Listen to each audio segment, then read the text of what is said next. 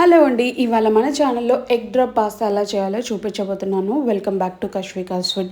ఇక్కడ చూడండి, స్టవ్ మీద ఒక కడాయి అయితే పెట్టేసుకున్నాను. ఆ తర్వాత 3 టేబుల్ స్పూన్ల నూనె వేసి, నూనె కొంచెం బాగా కాగిన తర్వాత అందులోకి 1 టేబుల్ స్పూన్ జీలకర్ర, 1 టేబుల్ స్పూన్ ఆవాలు వేసి, ఇవి రెండు కొంచెం చిటపటలాడిన తర్వాత సన్నగా కట్ చేసి పెట్టుకున్న ఉల్లిపాయలు కూడా వేసుకొని కొంచెం లైట్ సాఫ్ట్గా వచ్చే వరకు ఫ్రై చేసుకోవాలి. ఈ లోపల చూడండి, ఇక్కడ నేను 3 మెంబర్స్కి అయితే పాస్తా తీసుకున్నాను. 3 మెంబర్స్కి ఆల్మోస్ట్ నేను 4 గ్లాసెస్ అయితే తీసుకున్నాను అనమాట పాస్తా. ఇది ఒకసారి కడిగి వాటర్లో అయితే నానబెట్టేసుకున్నాను. ఈ లోపల ఇక్కడ మనకి ఆనియన్ కొంచెం సాఫ్ట్ వచ్చిన తర్వాత 1 టేబుల్ స్పూన్ అల్లం తెల్లగడ్డ పేస్ట్, అలాగే 1 టేబుల్ స్పూన్ పసుపు కూడా వేసుకొని పచ్చి వాసన లేకుండా ఆయిల్లోకి బాగా ఫ్రై చేసుకోవాలండి. సో దీంట్లో డిఫరెంట్ వెరైటీస్ ఉంటాయన్నమాట పాస్తాస్లో కూడా. సో స్ప్రింగ్ పాస్తా అని చెప్పి, లేకపోతే ఒకటి రిబ్బన్స్ మోడల్లో మనం ఏదైనా వేసుకొని ట్రై చేసుకోవచ్చు. బట్ ఆల్మోస్ట్ ఈ రెసిపీకి అయితే ఇదే బాగుంటుంది. సో చూడండి, ఇక్కడ సన్నగా కట్ చేసి పెట్టుకున్న టమాటోస్ కూడా వేసుకొని, టమాటోస్ కొంచెం ఫాస్ట్గా కుక్ కావాలంటే లైట్గా సాల్ట్ వేసుకొని మూత పెట్టేసుకుంటే ఆల్మోస్ట్ మనకి వేసుకున్న టమాటోస్ అన్నీ బాగా మగ్గిపోతాయి. ఇప్పుడు చూడండి, టేస్ట్కి సరిపడా కొంచెం సాల్ట్, అలాగే కారము. మేము కొంచెం కారం తక్కువ తింటాము, మీరు కావాలంటే చూసుకొని వేసుకోండి.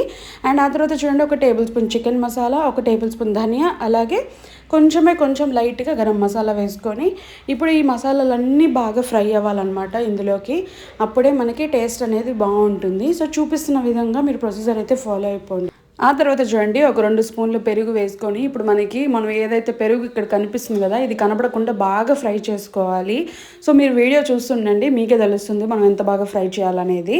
సో చూడండి, ఇప్పుడు అంటే టెక్స్చర్ అనేది తగ్గుకుంటూ వస్తుంది కదా. చూడండి, ఇప్పుడు ఎక్కడన్నా మనం పెరిగేసినట్టు కనిపిస్తుందా? లేదు కదా. ఇలా అయిన తర్వాత చూడండి, ఇప్పుడు నేను చెప్పాను కదా, 1 గ్లాస్ పాస్తాకి 1.5 గ్లాస్ వాటర్ అయితే పడుతుంది. సో అకార్డింగ్ అలా మనం ఎన్ని గ్లాస్ తీసుకుంటే అన్ని వాటర్ అయితే యాడ్ చేసుకోండి. సో ఇలా మనకి వాటర్ అనేది బాగా తెల్లాలన్నమాట. చూడండి, ఇలా తెల్లుతున్నప్పుడు మనం ఏదైతే పాస్తా వాష్ చేసి పెట్టుకున్నామో ఇప్పుడు అదంతా యాడ్ చేసేసేయండి. ఇదే వాటర్లోకి మనకి సాల్ట్ ఒకసారి అడ్జస్ట్ చేసుకున్న తర్వాత ఒక 80% అనేది పాస్తా అయితే బాగా కుక్ అవ్వాలి. చూడండి, ఇక్కడ చూపిస్తున్న విధంగా.